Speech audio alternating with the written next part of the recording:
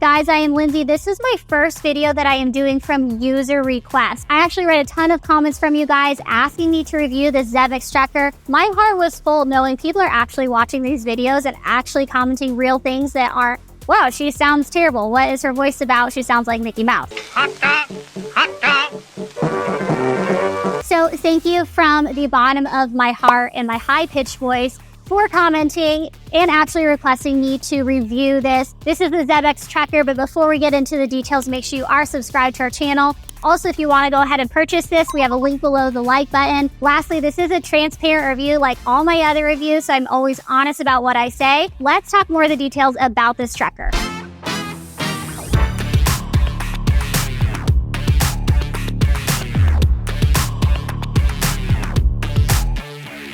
Now, I do have a small video of me talking about the Xebex Sled 6000, which is one of my favorite treadmills.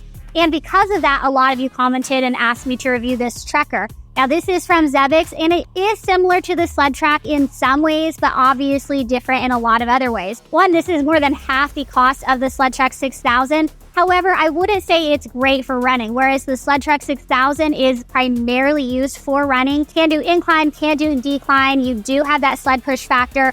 This is primarily used for three things. So hiking, trekking, and then the sled push. Now, on the website, it does say that you can run on this, and I do think you can. However, it's not going to be like a full-out uphill sprint.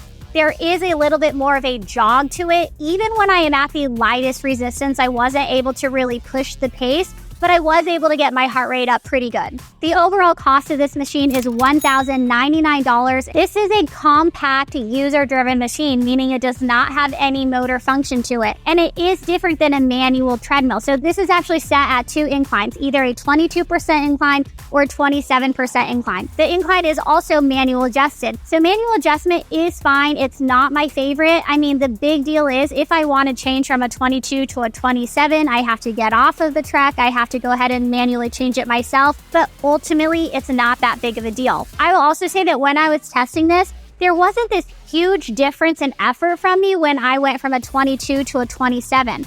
The only thing I really noticed about that difference of incline is that I was able to run a little bit more easy. And I think that's just because of the angle and the tread just started working its way around. For me, I'm around 125 pounds, so I actually am going to have a different experience of speed and moving that tread around than somebody who's 200 pounds. Like, they're going to be able to move that belt around a lot quicker. So for that, I think that the resistance levels are going to change based on your weight. For instance, it has 9 resistance levels. So your first 3 resistance levels are actually your hardest, and then your next 3 are a little easier, your last 3 are the easiest and don't offer a ton of resistance. When I was using the resistance levels at that like 7, 8, 9, it was obviously a lot easier, and I was able to run using those resistance levels. But when I have 1, 2, 3 levels of resistance set, I am absolutely not able to run.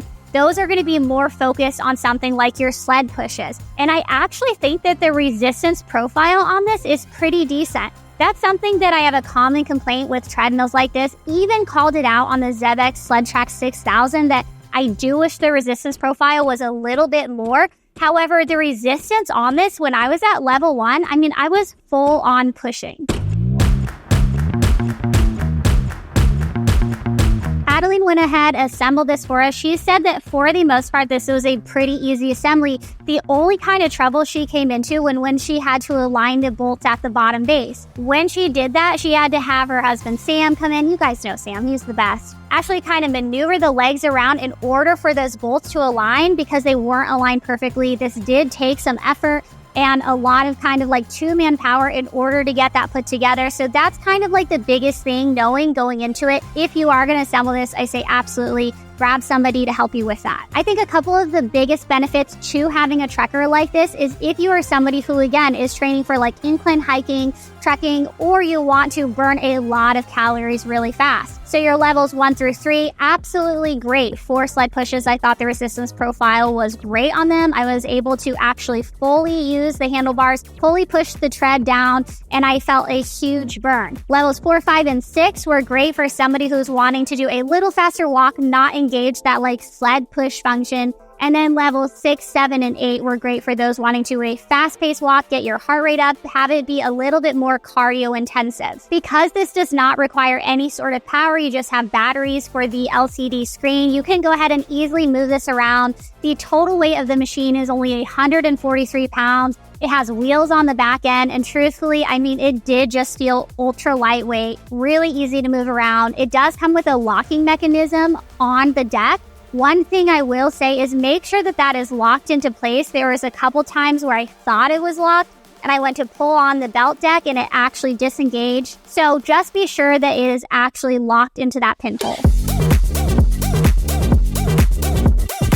The total footprint of the machine is 60 inches long, 28 inches wide, and then 60 inches tall. When it comes to the belt itself, it does have belt guides at the base of it underneath that will help the belt stay centered, so you don't have to worry about it falling off track at all. This is a shorter deck, only 18 inches wide by 51 inches long. Now, again, like 51 inches long is not what I would consider like a long enough deck for a lot of running, but at an incline and as I was using it, I didn't see any problem with it, even as I was jogging. And again, like I am not full out sprinting here. I really don't think you have the ability to do that on this machine.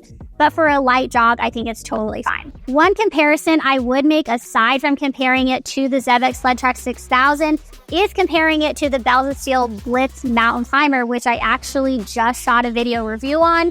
I think that that is super similar. Now, there are a couple differences with that. One, the Blitz Mountain Climber is motorized, and it does have an incline from -5 all the way up to 50%. With the Xebex, you don't have any sort of decline. You just have those fixed inclines at 22 and 27%. I think the intention behind both of these machines is for people who are wanting to do a lot of incline work.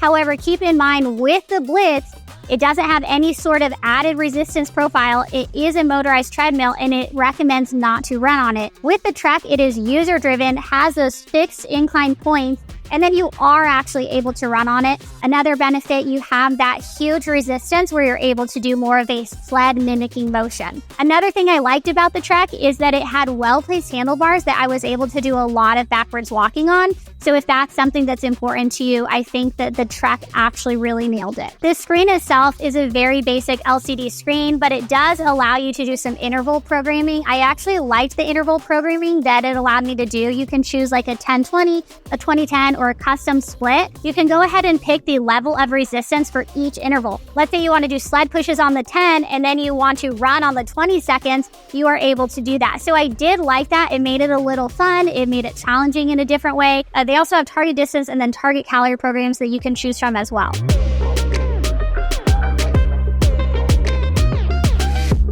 Last two things that I do want to say about this, it does come set to kilometers, so you can change that. So just know going in, if you're like, wait a second, this is in kilometers, you can go ahead and change that. Also, the weight capacity on this is 265 pounds. I do wish it was a little higher. I mean, we see a lot of treadmills hit around that 300 mark, so it is a little bit lighter for the weight capacity. Overall, my final thoughts on this, I think if you're somebody looking to get some sled pushes in, incline training, trekking, hiking at an incline, this is great. I think the price is actually really good, especially when I compare it to something like the Xebex Sled Track 6000 or the Bells of Steel Mountain Blitz Climber, all around that $3,000 mark, where this is closer to that $1,000 mark. If you have tried this machine, if you are going to try this machine, let us know in the comments below what you think about it.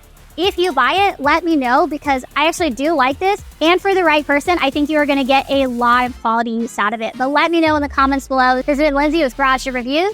Peace. I'm sweaty.